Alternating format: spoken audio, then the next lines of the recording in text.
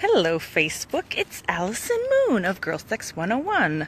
I usually do these Facebook Lives with Reed Mahalko, readaboutsex.com.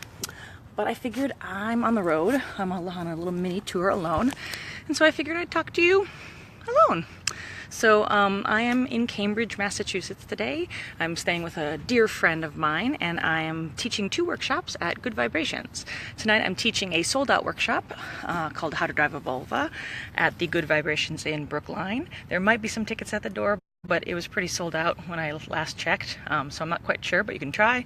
And then tomorrow night in Cambridge, I'm teaching their inaugural workshop at their brand new store. And it's called Healthy Hookups, and it's all about how to have healthy, casual sex. I'm very excited about this workshop because it is a workshop that is part of my newest book that I'm working on, which is all about how to have casual sex in a healthy way, and it's really focused on healthy head, healthy heart, and healthy community.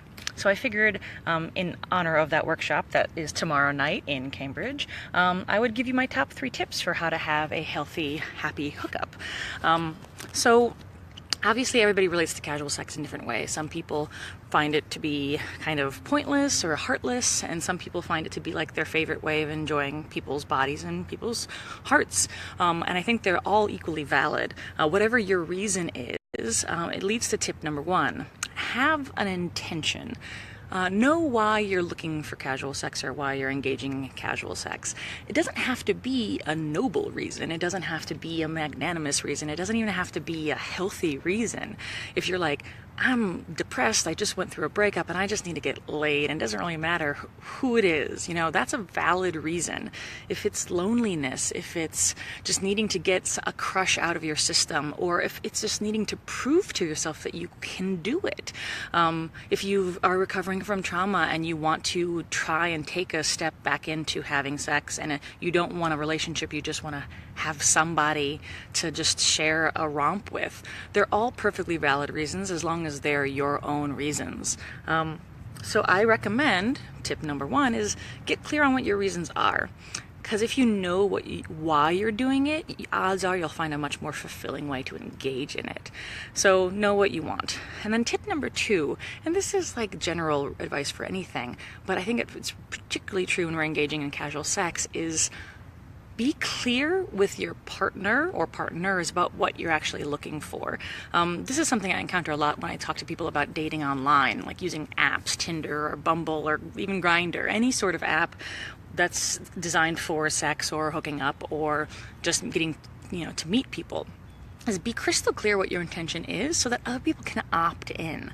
It's not hard for people to say like, hey, oh, you just want to get an X out of your system? That sounds awesome. I'd love to help, right?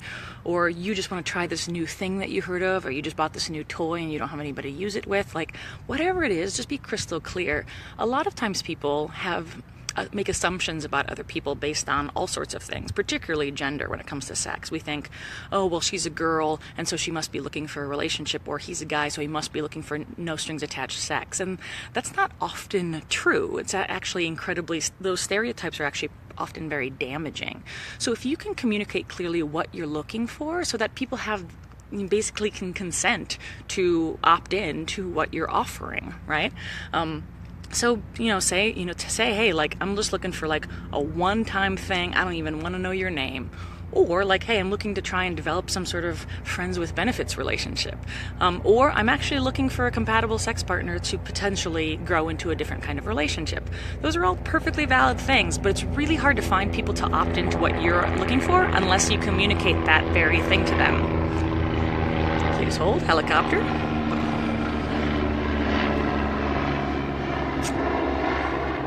Which leads to my 3rd point.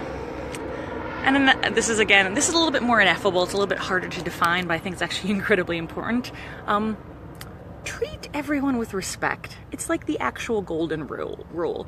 Treat other people as you would want to be treated. Now, this doesn't mean that you have to propose marriage to somebody because you had sex with them. This just means that you treat them with kindness and respect and honor the fact that they shared their body with you and they trusted you enough to be intimate with you, even if it was, a very perfunctory kind of intimacy.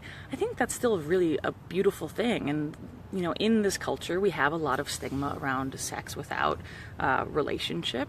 So if you can be somebody who just treats your partners like adults and treats them with respect and appreciation for their humanity, you don't even have to love them, but you have to treat them with kindness.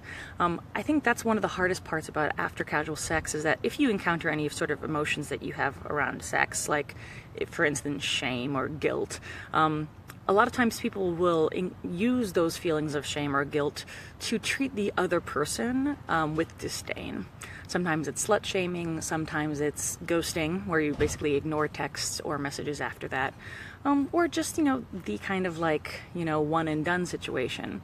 Now, you don't have to, again, develop friendships with these people. You don't have to develop any sort of like long-term bond, but for the time that they're in your life, treat them like good people, and be grateful that they shared their body with you and that they decided to share an evening or a day or an afternoon with you, whatever it is.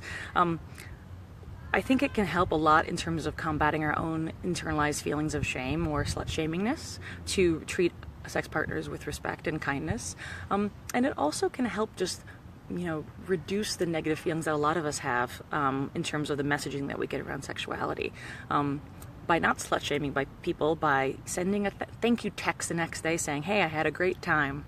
Hey, I had a great time. I would like to do it again sometime. Or, hey, I had a great time. See you when I see you. Whatever it is, just honor the fact that they were, generous with their bodies, and that you hopefully were generous with yours. And then, be a bro. be a nice person. It really does help. I've had the honor of having a lot of really wonderful casual sex in my life, and the one kind of unifying factor of all of these things was that they were all good people that treated me with respect, and I believe that I treated them with respect, and in that way I don't feel like I regret any of it. Even if the sex was like, wasn't that compatible, or wasn't that fun, at least, I didn't feel like I wasted my time or I did any damage. It's kind of like the campsite rule, like just leave the campsite better than you found it, which often means like treat the person with respect while you're having sex with them, honor their consent and honor their needs in their body, treat them like an individual, not like they're just another faceless member of your preferred gender, and at the same time afterwards treat them with respect, even if it's just the kind like thanks, bye-bye. I think that will go a long way to undo a lot of the sexual shame that we often have when it comes to engaging in sex, and can often make things feel more fulfilling in the long run. That you had an adventure, and whether that adventure continues or not, it's all good. Anyway, that's it for today. If you are in the Boston area and would like to come to the workshop, you can go to goodvibes.com, I believe, or just Google Good Vibes, Good Vibrations Cambridge, and you can get tickets ahead of time. They're cheaper if you buy them ahead of time, and everybody who comes to the Cambridge workshop tomorrow night, which is Tuesday, will get a free goodie bag that has toys and lube and condoms in it, so that'll definitely be a fun thing to check out. And then, hey, you're gonna be at a sex toy store in Cambridge filled with other people who are interested in having casual sex. Maybe you might meet some interesting people there, you think?